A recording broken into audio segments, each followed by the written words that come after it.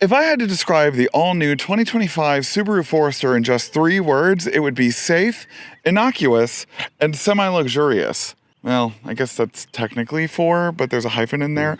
Anyways, this is the all-new 6th generation Subaru Forester Touring, and I have it on the channel today.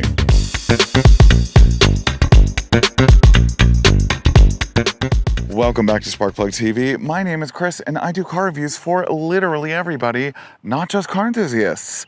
Before I begin today's video, as always, or whenever I remember, please do me the biggest favor ever and like this video, comment something down below, subscribe to the channel, and hit that bell icon so that you get notified whenever I drop a new video, which is whenever I can, typically Fridays at 4:30 p.m. Eastern Standard Time. Thank you so much for your support. This is Subaru's entry into the compact segment. It is the Subaru Forester, and it's been around since 1998. That entire time, it's had a symmetrical all-wheel drive drivetrain. What it's been lacking for a long period of time is a hybrid powertrain.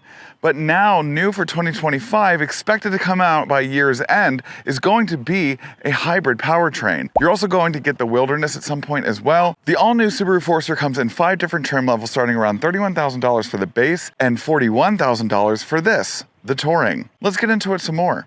You know, I referred to this as innocuous in the beginning of my video because, this thing is, quite literally a car. Do you know what I mean? It's just if you look up car in the dictionary, Subaru Forester would appear because it's just a car, and it's innocuous in the design language and in how inoffensive it kind of looks. It doesn't look really any one way or another. It just looks like a car to me. I don't know how to describe it other than that. I will say that I do think that Subaru definitely improved on the front end's design language. Not that the previous generations was bad by any means, but I really like the way that they use the daytime running light signature to kind of emulate headlamps when they're on. But then the headlamps themselves are turning sensitive headlamps that are standard on all models, which I think is pretty great. It's got a more robust, larger Subaru kind of front grille, as well as the front bumper is redesigned as well. So then if we come over to the side profile, we're looking at 19-inch wheels that are standard and exclusive on the Touring package, as well as these all-terrain tires.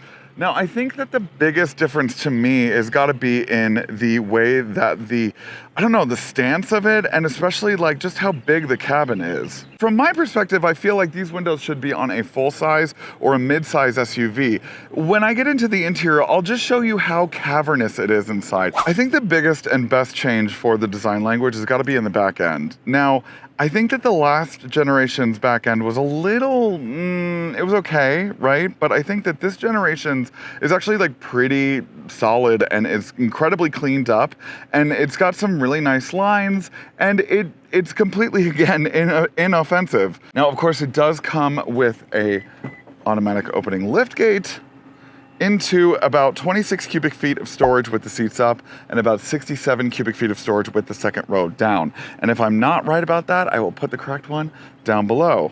You know what I haven't done yet, actually? Oh, so these are seat releases.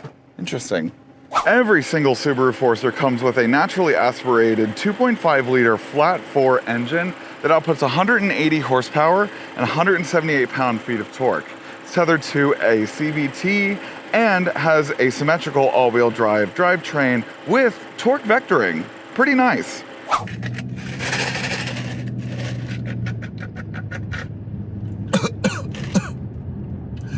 Iced coffee because I'm gay. Oh. Oh my God, so much is happening. Anyways, hi.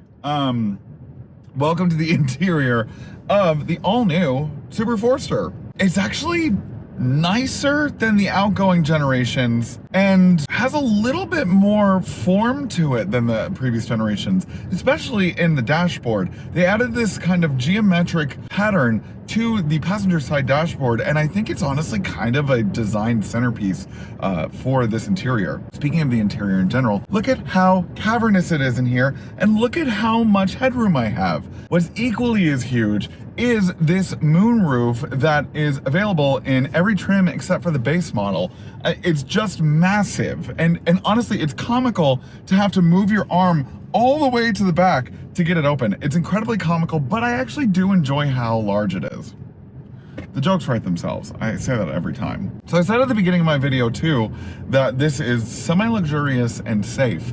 To speak to the semi-luxuriousness of it, you know, it has all the trimmings and trappings of a luxury car at this point, which are like heated and ventilated front seats, second row outboard heated seats, a dual zone automatic climate control system, a larger navigation system, semi-autonomous driving on the highway.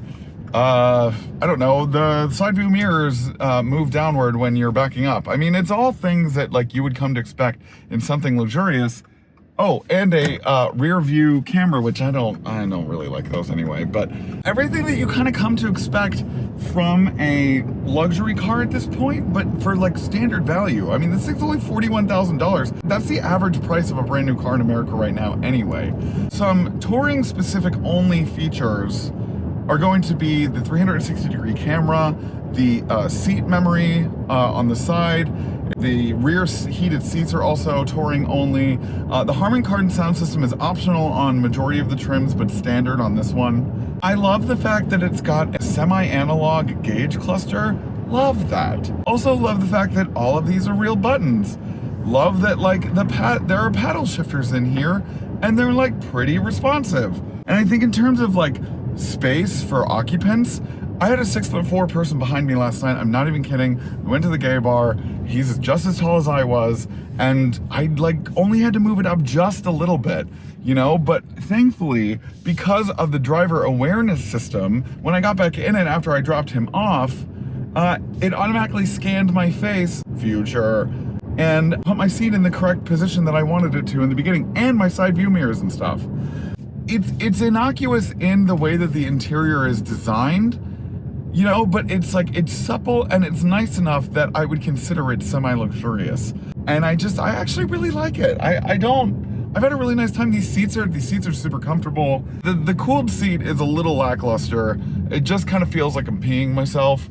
And I've done that enough in my life. Wow. But let's throw it into manual mode and use the paddle shifters.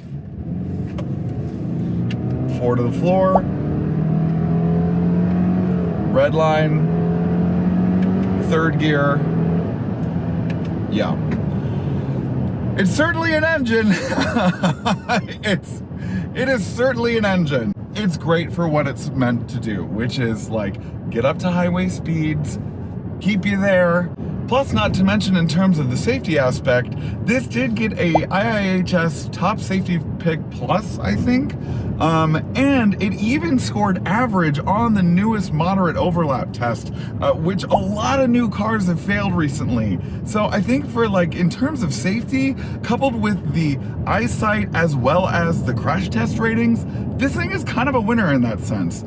And might even give people like Volvo a run for their money. It also feels incredibly lofty, and there's really nothing kind of nimble about this. It's really not all that nimble, but again, I mean, like it is what it is, right? It's a daily A to B'er that's not really meant to do anything kind of more than get you from A to B, you know?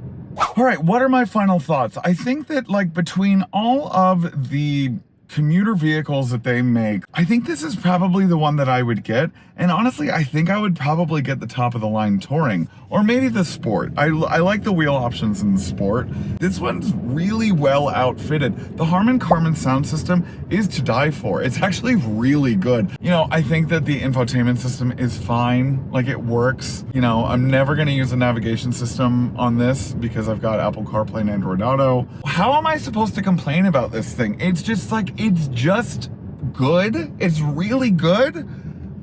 But it's just a little slow, but it's not that slow. It's like, I don't know, it is so in the middle in so many ways that it's just so hard to hate, which is why I called it innocuous, because it's also inoffensive.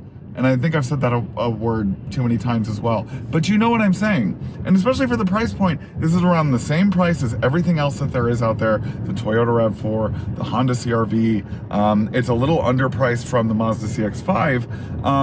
I still think that I would go for the Mazda CX-5 out of all of them. But this would probably be like a second choice for me, because it's got a ton of room. A ton of room. The one thing that I did forget to mention in the driving portion of the video is that they made a huge stink about how they reduced NVH in this, and I don't really know if there's been a difference. I did test drive the last generation Wilderness, and I don't remember what that was like, but there's a lot of tire noise in this still. Definitely not a lot of vibration, I will give them that, but noise is still a little bit present, except for wind noise. There's no wind noise, but there's a little bit of road noise from the tires. But other than that, I mean, yeah, sure, I'll take it. Like, I don't know. I don't know how to do this one. I don't, because it's just like, it's a car. It's a car. It's a good car. It's a good entry point. You know, you can get a brand new car for $31,000, and I'm sure you can get good finance deals on this and stuff. It's modern in the sense that, like, you've got all the technology there, but you don't have an egregious amount of screens. You've got an actual physical gear selector. You've got actual physical buttons where they're supposed to be. Yes, I'll take it. Anyways, that's all I've got for today's video. Thank y'all so much for watching. Please don't forget to like, comment, subscribe, and hit that bell icon so that you get notified whenever I drop a new video, which is whenever I can, typically Fridays at 4:30 p.m. Eastern Standard Time. Thank y'all so much for your support. I'll see you on the next one. Bye-bye. Hey, Sparks. Thanks for watching today's video. Do you want more Sparkplug TV content? Then you can choose one of these 3 options. Right over here. The middle button is to subscribe to my channel, so please do that. Right over here.